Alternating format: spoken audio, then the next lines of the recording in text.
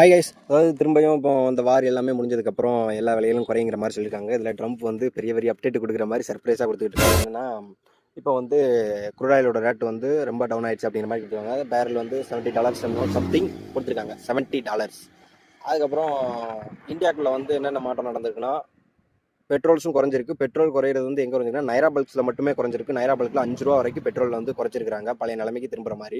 மித்தபடி இந்த Indian oil, அதுக்கப்புறம் பாரத், அதுக்கப்புறம் ஹச்பி, மித்தபடி இந்த மாதிரி இருக்குல்ல, இந்த மாதிரி பல்க்ஸில் எதுலையுமே இன்ன வரைக்கும் குறையல. நைரால மட்டும் குறைஞ்சிருக்கு சொன்னாங்க எனக்கு தெரிஞ்சவங்களும். ப்ளஸ் நான் இன்னும் போய் பார்க்கல. நான் இன்னைக்கு வேணால் பார்த்து இந்த ஃபோட்டோவா ஏதோ ஒன்றுன்னா பக்கத்தில் அட்டாச் பண்ணுறேன், பார்த்துக்கோங்க குறைஞ்சிருக்கா இல்லையான்னு. அதில் ஒன்று தெரிஞ்சிடும். நான் இப்போ காலையிலே ஒரு தடவை பெட்ரோல் அடித்தேன். அது வந்து ஹச்பியில் இன்னும் குறையல, அந்த $108 தான் இருக்குது. நைராவில் ஒன்றா திரும்ப ஒன்று அடித்து பார்க்கணும்.